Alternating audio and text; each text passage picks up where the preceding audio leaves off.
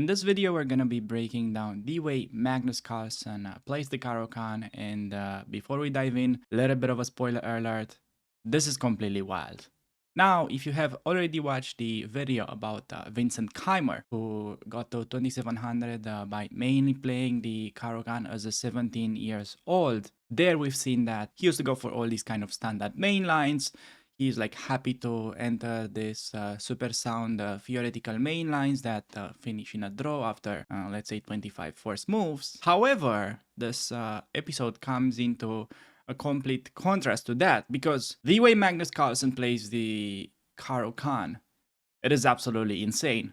I promise you, you may want to watch all these games played into the video, because I bet you're probably not familiar with any single line that Magnus plays. Because the way he is doing it, he's got this kind of strategy that first, he wants to make sure that you are out of your little book, and then he just wants to beat the crap out of you. So in this video, we're gonna be looking on how the world champion Magnus Carlsen is tackling main lines such as the advance, the two knights, and last but not least, we're gonna have a look into the classical variations. So please feel free to use the timestamps from the description and select the game that shows the most interest to you. But once again, I bet you haven't seen any of these interesting lines that the world champion does. So for the first game, we've got our victim with the white pieces, Anish Giri, who is trying to go for the advance, okay? Tackling the Caro-Kann in perhaps one of the most principal ways of doing so, by going e5.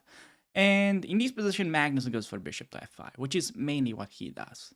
He rarely plays c5. Actually, I don't think I was able to find a single game of him playing c5, both in his online games that I downloaded and also in his over-the-board games. So he mainly is a bishop f5 kind of guy.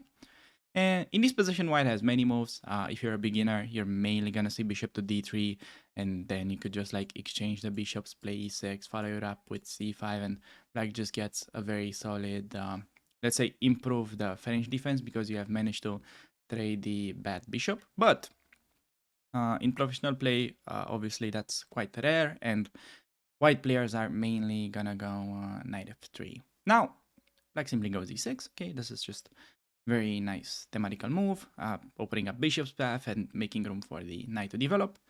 White goes bishop to e2. And now already the fun begins, because Magnus goes for bishop to b4. Now, if you already watched the Keimer Vincent video, you've noticed that he goes for this like super concrete c5 approach. And then after bishop to e3, he usually likes to follow it up with queen b6, hitting the b2 pawn, and go for this like super kind of concrete main lines, trying to force a draw as black. Now, Magnus got his own little Magnus things, okay?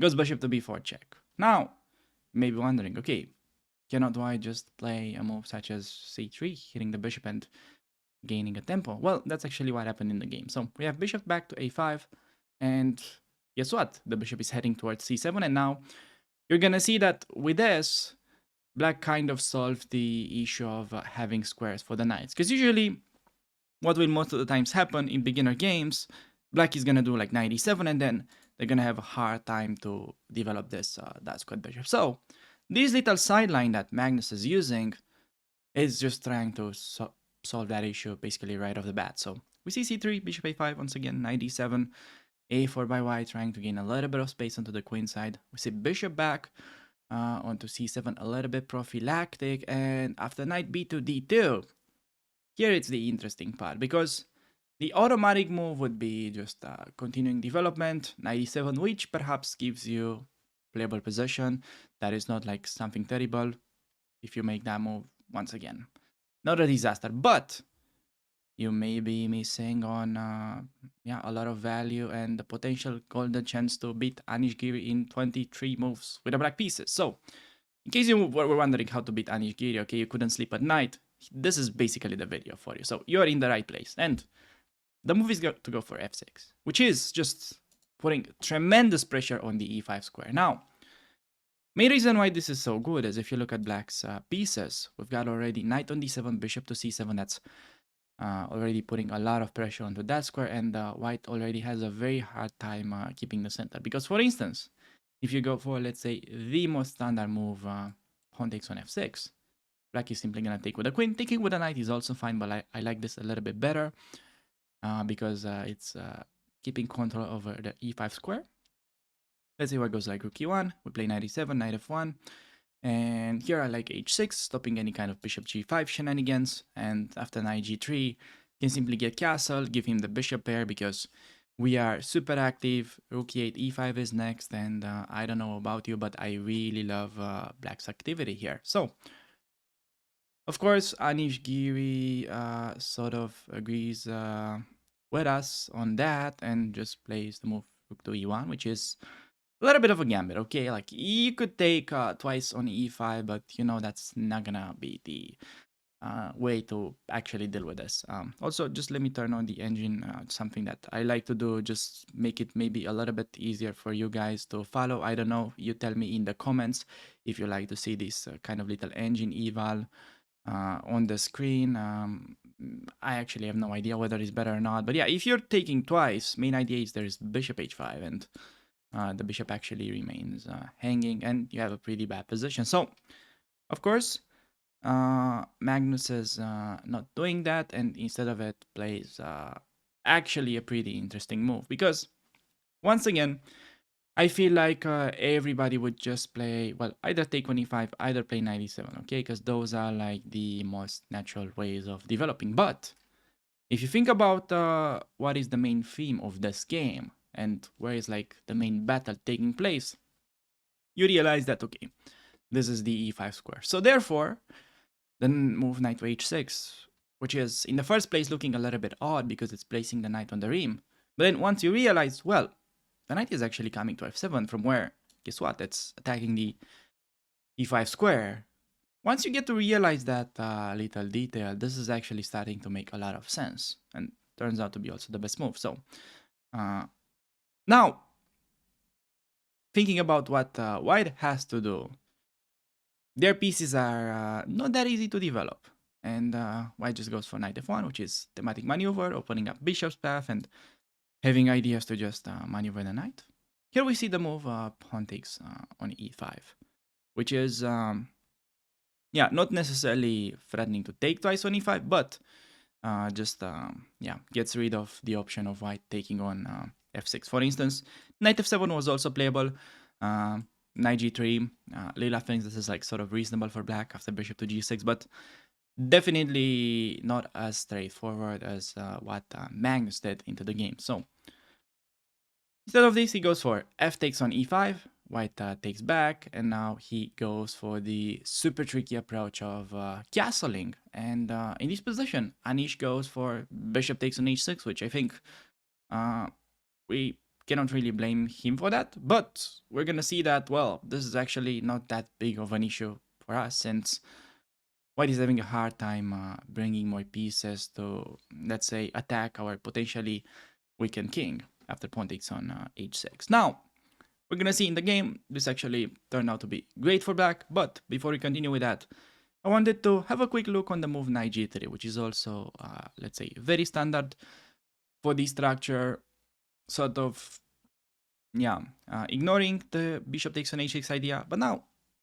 what this actually does, it allows black to go knight g4, and this is just putting even more pressure onto the e5 pawn. Now, logical follow-up for white would be taking the bishop, we take with the rook.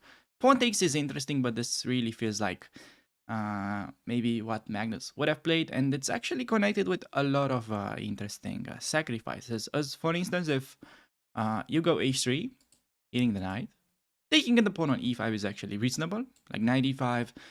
Say, okay, white goes knight d4, that's like the best move, otherwise white is just worse, hitting both the rook and e6 pawn. Rook drops to f6, bishop to g5, saying, I've got you, I've trapped the exchange, but then it's like just knight c5, and turns out black's position is super active. Okay, just rook coming to f8, knight to e4, who's better? I mean, white has the exchange, but there is only one open file, which is controlled by black, so the exchange is actually not that important in this position. So that was definitely a thing right there. But what actually struck me as even crazier than that is that we can go for knight takes on f2. Now, if they take with a king, now we can throw in this little check, taking advantage of the pin. If king goes back, then simply queen g3, and If you retreat with the knight, then rook f8. Idea to go rook f2, and black already has a big initiative. If you go rook to f1 instead, here, then knight takes 25, knight takes queen takes. This is a bit of a forcing line where the computer really loves black's compensation. Okay, I'm not sure this is like enough for a win, but definitely quite easy to play. The queen goes check, bishop b6, trying to go queen g1. I don't know how the computer actually holds this. To me, this just looks as terrifying for white. So this was one thing. Instead of, let's say, provoking black to start sacrificing, you could go bishop d3, hitting the rook. But then, rook takes on f3 turns out to be a very interesting move. If you take with a queen, which I think most people would, there is knight takes on e5. Now, queen h3 is a little clever idea, hitting h7 because the bishop's also attacking that. But then we can go knight takes on d3, and you cannot go for the most natural queen takes on d3 because of queen to h4, and that's just forcing resignation as there's no way to defend both f2 and h2. So best move instead would be queen g4, and somehow by a miracle white is surviving because of knight e1. Queen e6, this is actually picking up the e1 knight, and we have just an equal position with, yeah, I think more pleasant for black with queen d7, rook e8 in incoming. So, okay, now that I confused the hell out of you with these variations, I think it's time to go back into what happened into the game, which is bishop takes on h6. So, after this, only move for black, pawn takes on h6, and Anish does, I think, what most of the people would. He just goes queen to d4, protecting his pawn, which actually, I think, turns out to maybe quite an important mistake into this game. It's not a decisive mistake just yet, but definitely made black's game a bit easier. Okay, computer is just chilling in this position, sacrificing the pawn, and yeah, after knight takes on f5, pawn takes bishop f3, queen d6, just h3. Okay, computer's idea is something like, okay, you're up a pawn, but the king is a bit weak and not very easy to make progress. However, don't forget, we still have a pretty healthy majority here, so I think black definitely holds the practical chances here, even though, yeah, computers in such positions sometimes just, yeah, see the position so deeply that they're able to generate counterplay. But once again, I think in a practical game, this doesn't look no way near 0-0 as the computer shows in this variation. So, Anish goes for queen to d4, and now bishop to e4 gets played.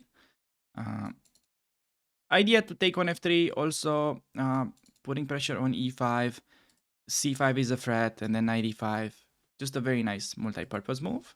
We see knight to g3 and then c5, hitting white's queen, queen to e3, bishop takes on f3, bishop takes on f3, and now we see the move queen g5.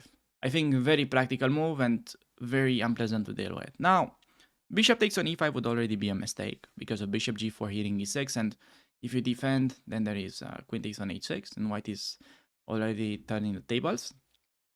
Knight takes on e5, however, was a playable alternative. To me, I simply don't understand how after queen c5, knight f3, black is not winning, but yeah, the computers are somehow surviving there as white. But anyways, looks like Magnus was able to figure out that one out during the game, since he just went for the move queen g5, trying to limit white's counterplay. Now we see queen takes on g5, which in my opinion turns out to be the decisive mistake of this game. Instead of this, computer just likes to play, well, c4. And what this accomplishes is, well, the bishop is opening up now and creating a lot of counterplay. Keep that idea in mind, because in the game you'll see white was unable to get any of that. After pawn takes, simply big threat, knight e5, white tries bishop to g4, simply bring the last piece into the game, defending e6, and guess what? This pawn on e5 is pretty lonely, and there is no way for white to actually defend it. We see rook to e2, knight takes on e5, hitting the bishop, bishop h5, attacking the e8 rook, but after rook to d8, sidestepping that, rook d1, c4 was just, yeah, let's say the last nail in the coffin, and after knight f1, knight to d3, Believe it or not, white simply resigned because bishop b6, rook takes on f2 is coming, and there is little you can do about it. So yes, this took no longer than 23 moves to win as black in one of the most annoying lines in the advance. So you may really want to consider adding this into your repertoire. You know, just going bishop f5, e6, and if white goes for the bishop e2 main lines, you can give this little check a try. Idea to go bishop c7, knight d7, play for the quick f6, and you know, if we get that surprise value, we might even get a slightly better position as black. So yeah, with that being said, I think we can move on to the second game. In this game, we've got De Silva with the white pieces and Magnus Carlsen with black. The game starts with e4, and after d5, we get to see the classical variation. And I know you may be wondering, we are gonna most likely see something like d4, knight e4, knight f6, getting the good old Tartak over, or perhaps some kind of d4, knight e4, bishop to f5, and going to some heavy theoretical main lines. But we would actually be completely wrong on that because Magnus is not interested in any of it, since after knight c3, he's gonna be playing a move that most likely you have never even thought of. He plays a6, saying, all right, let's see what you've got. And the point of this move, it's not really like actually doing much. It's just kind of a flexible little idea that's trying to mainly get white out of theory and get the game to yeah, some kind of positions that if you are more comfortable and by having more experience as black, you're generally gonna perform well. Even though, let's say, theoretically speaking, if white is able to find the best computerish moves, they could get a, let's say, position that is close to winning. But of course, these kind of risks are gonna be usually worth taking when you're sure you're getting this kind of surprise value. How can you be sure of that?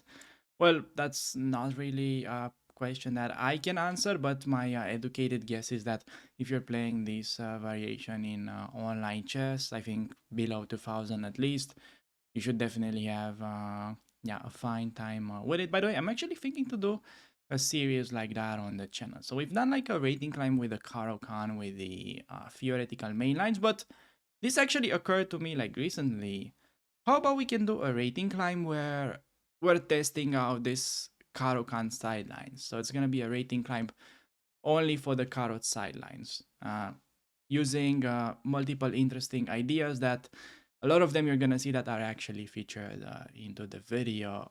So A6 is one of them, and yeah, stay tuned because there is more. And yeah, make sure to let me know in the comments what do you think of it, if you're interested into seeing these kind of Caro-Kann sidelines, or you think it's complete nonsense and you just want to see the good old mainline still. So black goes a6, we see the move knight f3. Most flexible, most standard, what you're gonna see in most of your games. So in case white goes for e5, long story short, this just gives us a very nice version of the advance, since you can get the bishop out and the knight on c3 is not the, let's say, best placed piece right now. Because usually this knight is going knight e2, knight b3, supporting a4, a5, then doing c4 break a lot of the times, and he's just kind of taking a lot of that by sitting there. And from what I've noticed in the database, they would normally play the move bishop to d3. You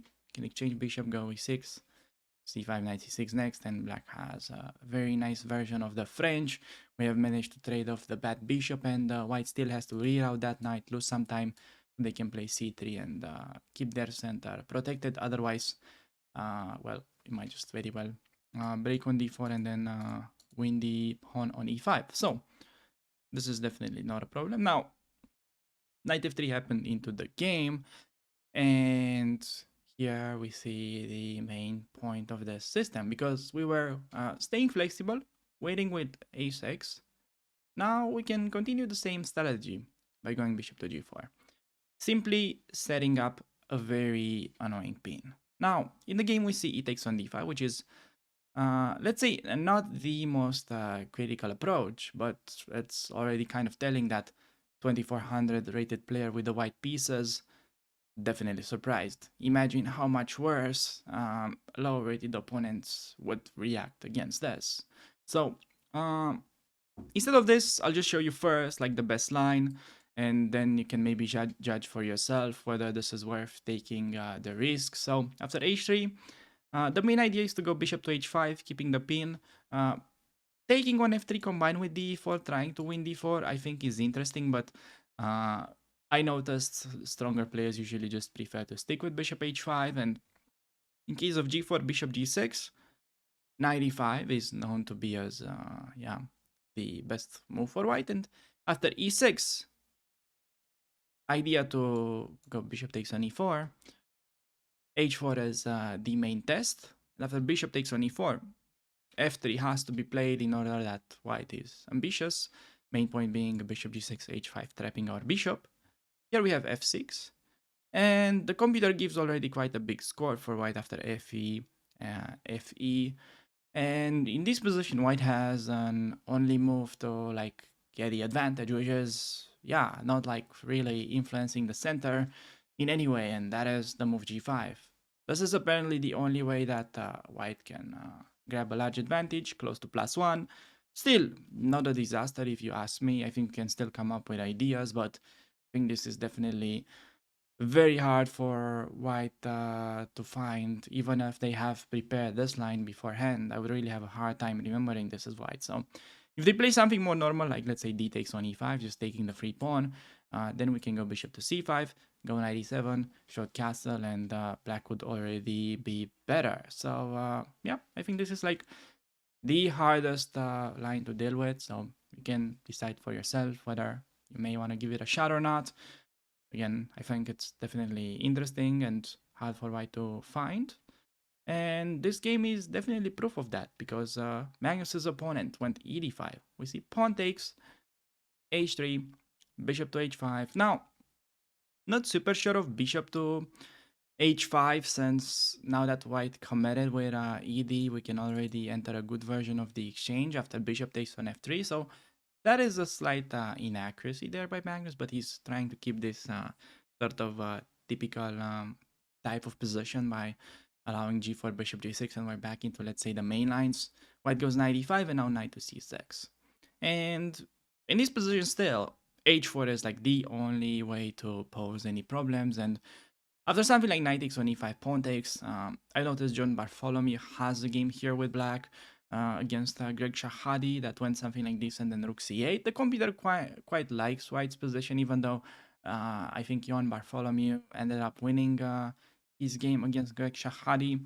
This is definitely, quite double-edged, I would say, just to put it mildly. So instead of this, white went for knight takes on c6, and guess what? Black has absolutely no problems from now on, and simply a better position. Why? We're gonna see. So bishop to g2, e6, castle, bishop to d6. After knight e2, I think most of the players would either develop their knight by playing knight f6 or knight e7, or perhaps go queen c7.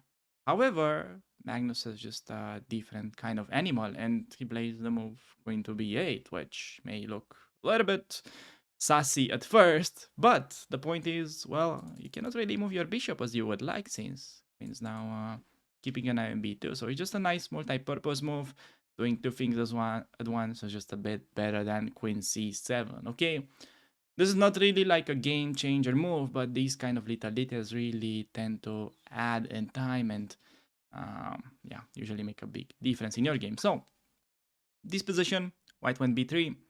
I think instead of that, it was better to play more active with f4, but after knight e7, c3, and h5, this still remains very nice for black. Just imagine that after knight g3 takes, and king to d7, well, king is actually quite safe there. You cannot really go f5 since the knight drops, and we can go rook h4 followed by queen h8, and white's gonna be having issues with the king. So even though that was better, black still holds the initiative. We see b3 in the game, and now what are we gonna do? We need to evaluate the position first. So how do we come up with a plan? We need to look for some kind of a hook, and that is the g4 pawn.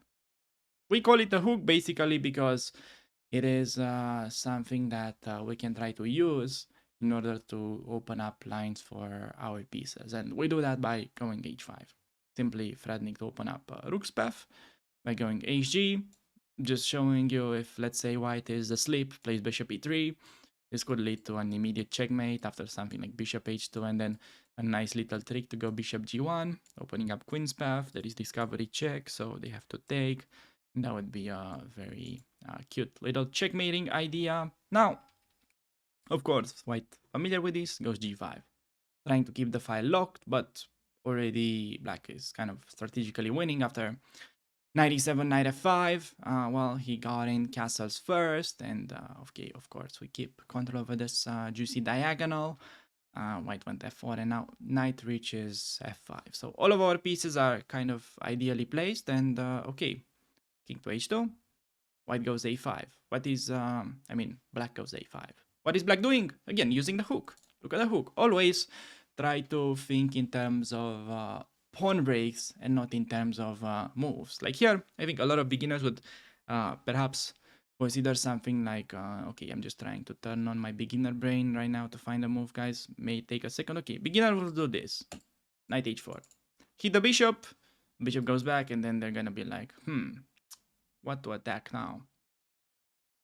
Oh, maybe that is f6. Okay, I think beginners can actually find f6 move. It's not a hard one, but you get the point. Anyways, like, you really want to think in terms of pawn breaks and not in attacking pieces in one move. Okay, that is usually the most common pattern that I see even my students doing.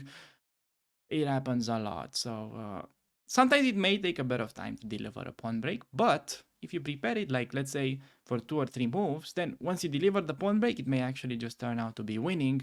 Since, imagine, play one mover, your opponent can defend with one mover. You prepare something for 3 or 4 moves, your opponent will usually ignore it, and then you've got like 4 pieces that are ready to just attack in one move, which is just making for them impossible to defend. So here, that's why we go a5. And yeah, just threatening to go a4, expand on both sides. Why wouldn't you if you can? White goes knight to g3, and now we see the knight trade. And while a4 is definitely playable, computer is screaming that black is winning after a4, Magnus decides to play on both sides by going f6, seizing this little annoying pin that now we have. White goes h4, defending, and what are we doing? Again, think in terms of pawn breaks. So there is e5. After this move, basically the game is completely won.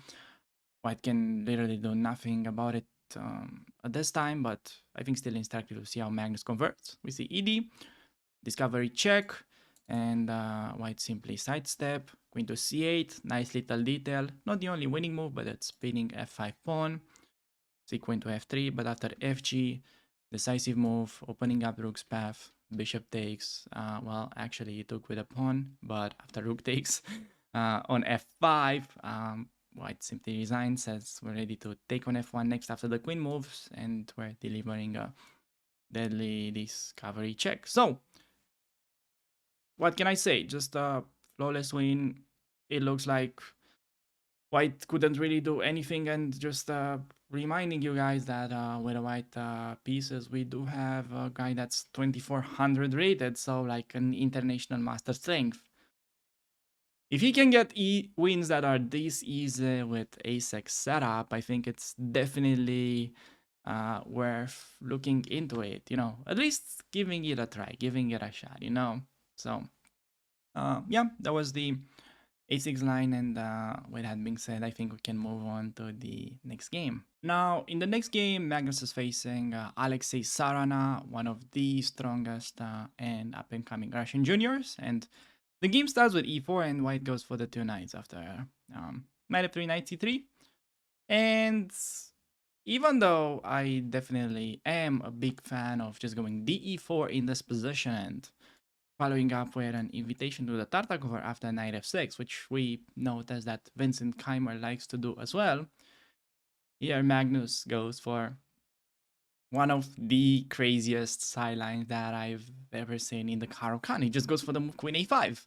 And what the main idea of this move is basically trying to see things one step in advance. Because what is white generally doing in the two knights? Well, they would play something like d4, let's say, but issue is that now, well, there's a little pin, and the e4 will simply not allow white to take back the pawn. Now, I'm definitely not saying this is a great line or a good line for black, but I think it's definitely something that can throw off your opponents and lead to interesting and not very standard positions. Now, this game may not really have the biggest theoretical value of all time, since white went for an interesting rook b1, so already a guy like Sarana, who is, 2600 FIDE and very strong, was not super sure how to deal with it. And you'll see that your opponents can do a lot of weird stuff if they don't know how to deal with such lines.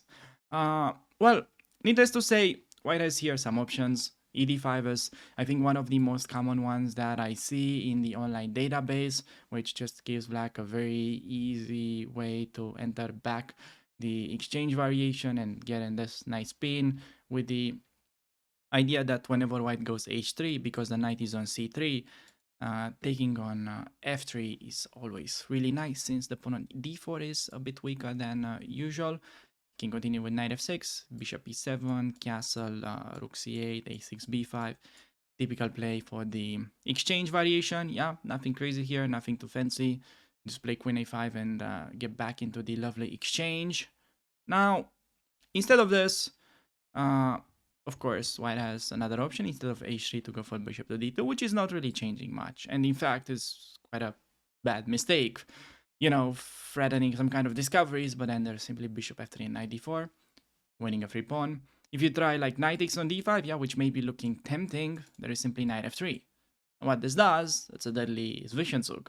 If you take with a queen, then take the knight, and I mean, that's actually what happens against both. So just take the knight. Well, don't take the bishop because of the fork, and it should be good. Just extra piece for black.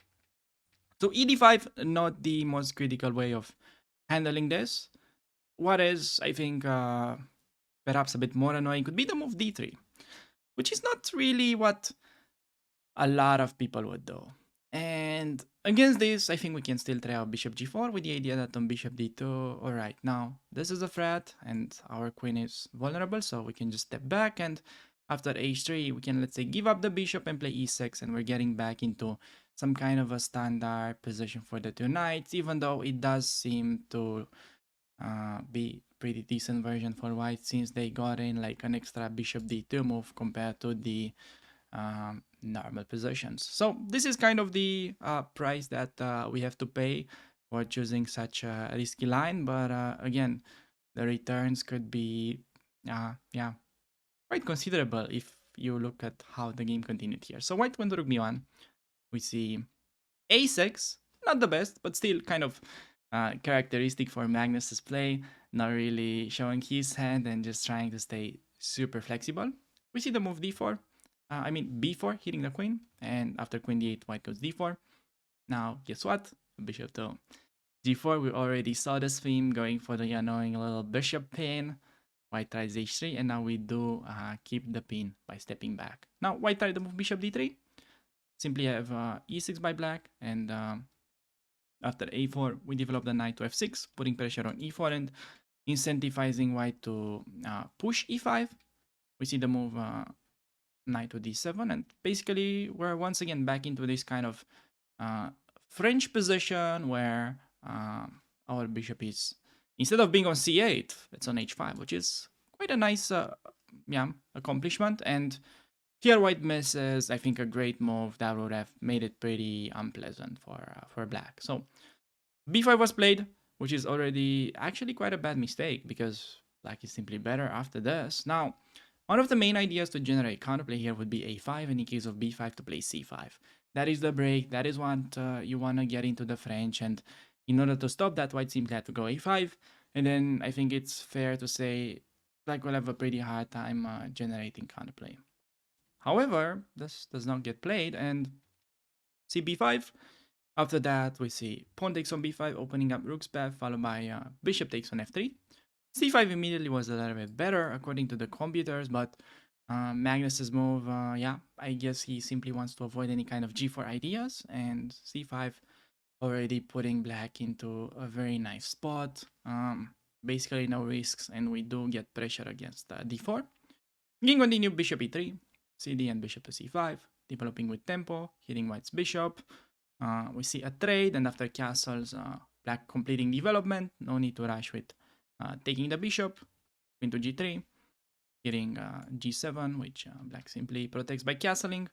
Knight to e2 now, trying to maneuver the knight around. Ideally, Sarana's plan is to get it to h5 and try to get some mating threats against our king, but rook a4 was a very nice move. Yeah, just controlling the fourth rank, and well, a move like knight f4 now, let's say, can simply be met, I think, by, well, let's say queen to e7, in case you want to go for knight to h5. There is g6, and there is not an actual way to continue the play, and this one is still relatively weak. Can continue with rook c8, take on d3, infiltrate on the second, and black is slowly but surely taking over. So for this reason, rook a1 was tried, trying to contest the a file. We see queen a5, putting pressure on the a1 rook, but after the trade followed by pawn to f4. Now it's time to go for knight takes on d3. White took with a pawn. If you take with a queen, still was not really helping that much, because knight c5, knight e4, and most likely we are going to be picking up the b5 pawn soon. So we see pawn takes, but after simply queen takes on b5. White tried kind of the last bullet with f5, trying to get in the pawn to f6 with some mating ideas, but Magnus has all under control. Queen b2, very nice double attack.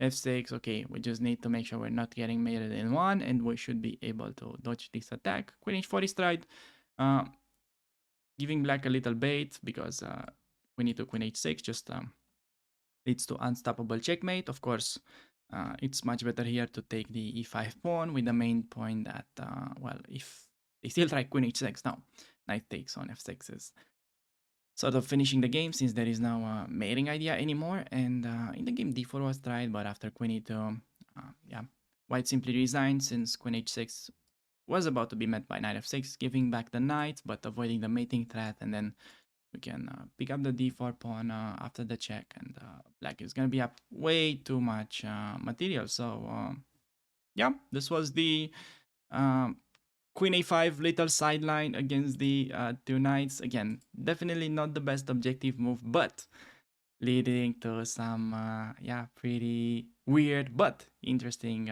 positions, which you can definitely try to take advantage of your unprepared opponents. Now, if the two knights sideline that I presented you with, specifically the queen a5 move, does not seem reliable enough, how about I give you an alternative to that?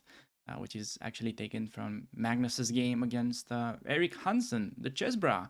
After e4, c6, knight c3, d5, we do get the two knights, and now he goes for the Fianchetto, which is definitely not a common theme for the Caro, okay? Do not take this as, oh, we play the Caro? We can Fianchetto anytime and it can be interesting. That's not really the point of this. Fianchetto is sometimes very effective, but it works in super specific spots. So I would say, as long as you're not sure that g6 is good, try to stay away from it. Now, the main reason why this is actually interesting, specifically against the two knights, it's because the f3 knight is a little bit misplaced, and we're actually transposing into a different opening, the so-called Gurgenidze, which I have actually made a rating climb with. It's not finished. I've got like a lot of content recorded, which was not posted because we started a new one. But anyways, besides that, you can definitely check some of the main ideas of the Gurgenidze there. But long story short, after d4, bishop to g7, the main issue is that the f3 knight is blocking the f pawn. So to give you yeah, an idea of how this would normally begin, black usually, if they want to play the Gurgenidze, would start with the Fianchetto. And after bishop g7, knight c3, the point is to play c6. And it's already very well known that the hardest counter of this is to just go f4, d5, e5. And the bishop is quite restricted by the e5 pawn. And if you think about it, in our Caro-Kann, when they do the two knights, they're unable to get f4 anymore, and therefore we can try to get them in a slightly improved coordinates. And now, after d4, we see bishop to g7, and Eric goes for bishop to d3, which is definitely, I think, very interesting move. Perhaps one of the best ways of trying to get an advantage as white nowadays, because h3 is the well-known, sort of tricky idea, stopping bishop to g4, mainline for white. I think already for decades this has been known as the worst counter against the Gorgonese. However, I think black has more than one way to get an interesting position. One of them being d4, knight e4, knight f6. And then we could get in a very similar structure to the Tata cover. If you have played that before, I think you'll be embracing this position. But even more than that, you could play the move knight f6, which I actually tried quite a bit, and you'd be surprised to see how well these lines are working. For instance, if white goes knight e4, pawn takes knight g5, there is c5, and you just get a lot of counterplay. Don't be afraid of bishop c4 because of castle, and after c3, that is simply, I think we can start with cd and moves such as knight c6, and definitely I think black has very good counterplay in these lines. Also, you can start with knight c6 even in this position. Many ways of doing it. That's not really the main topic for our discussion, so I think it's fair to leave it as that. I mean, if you really want to dive into more depth into this, let me know in the comment section. Maybe we can make a separate video out of this, because it's an opening that Hans Niemann played actually quite a lot online to really get his rating like sky high. Him and Hikaru Nakamura are two of the main guys to watch out for in this strategy. So maybe that could be interesting topic for one of the next videos. You guys let me know in the comments. Now, instead of this, Eric goes for bishop to d3, trying to avoid this lines. And now we see bishop to g4. The annoying pin once again.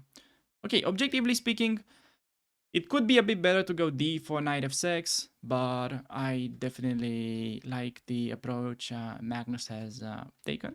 And e5 is actually quite a weak move, let's say. It's not like the worst, but it's definitely allowing exactly what Magnus played, because after f6, black has way too much counterplay in the center. Now after pawn takes, knight takes, h3, bishop takes on f3, queen takes, castle by both sides. Magnus missed I think a great move to take an advantage, which would have been e5. Main point is the e5 will allow us to win the pawn immediately after knight e7, and it's a discovery attack against the queen. We're going to be able to play knight takes on e5 next because the bishop has now been opened up, and black, I think, is simply having an easier position to play. I know, bishop g5, you could get a lot in your games, but after something like knight d7, we get to finish development, and it's definitely black that is having the initiative with a more active position. So, great chance there missed by Magnus. You definitely need to watch out for that. He played the move knight bd7, and later on he would have gotten a slightly worse position. For instance, after knight e2, protecting the d4 pawn, rook to f6, hitting the white queen. Queen steps back, and now rook to f7, threatening to push e5. Of course, Eric does not allow that, plays f4. And after queen c7, c3, he brought the last piece into the attack, but bishop to d2 was a bit of an inaccuracy. Magnus misses the first moment to play bishop to h6, which is kind of restricting white's activity. Now, computer really likes g4 followed by queen e6, and black's pieces are kind of stuck. Okay, I think white is just better here. But it was missed, and after queen e6, g4, knight f6, knight to g3, it was time to create counterplay. Once again, I think white does have the upper hand in this position because Magnus missed a great chance earlier on, and this is kind of the trend of the game. If you don't punish a bad move, it will generally become a good move, and now Magnus has a bit of a suffering position, but he definitely seizes the right time to try to make a mess by going knight e4. And what this does is, well, after bishop takes, pawn takes, there's a deadly threat of bishop takes on d4, winning the enemy queen. And for this reason, bishop to c3 was played. Now, rook takes on f4 is collecting the free pawn, and after knight e4, we see a rook trade, and then the move queen to e6, which is actually quite tricky to deal with. Now, if you play a3, just trying to save your pawn, congratulations, you just lost, because after knight f6, knight is pinned, and white is just losing a piece. So, for this reason, queen f3 is played, and after queen takes on a2, black is up a pawn. Okay, white has pretty active position. They could definitely get enough compensation to save it and make a draw. But I think it's very instructive to see how Magnus slowly squeezes this. So he goes knight f6, g5, knight h5. Okay, definitely white's play could have been improved, but I think it's not really the main point of the video to look into that. And after queen e4, you're gonna be like, oh no, my queen, what happens with the queen? But of course, this is just a little trick to try to get it into the end game, because black is having the extra opponent, most likely gonna be winning this. Queen to f7 was played, so Eric is trying to avoid the endgame at all costs by trying to make aggressive counterplay. We see queen to f5 check though, which is forcing queens off, definitely eliminating all the danger, and now a nice little intermediate move, taking on f5 with a knight. Now, once again, white could defend better at times, but definitely with the extra pawn, black is pushing this one without really any risks. And after knight f8, king e8, we see knight back to e6. Taking the pawn was not really an option, since the knight would get trapped in the corner, and black is ready to pick it up. So 96 was played, but now, okay, we're not gonna see a repetition. So b6, and after d5, the bishop trade happened, followed by knight f5, picking up the h4 pawn, which ultimately led to resignation. So yeah, just make sure to keep in mind this little sideline. Definitely, this one was a bit of a swingy win by Magnus, but I really wanted to highlight the idea of being able to play the Fianchetto against the two knights, which you definitely saw here in the purest form. Black got a great opening compared to, let's say, like some of the previous games after f6. If he follows it up with a precise e5 move, he definitely just gets a better game against a very strong opponent. So yeah, I think that was it about this game. If you guys are enjoying this kind of content, please make sure to like the video, because that really helps the channel and boosts the algorithm to push the video to more people. In case you have missed the similar episode that we did based on Vincent Keimer games, make sure to check that one out by clicking the video that will appear on the screen. So thanks again for watching, and I'll see you around on the channel.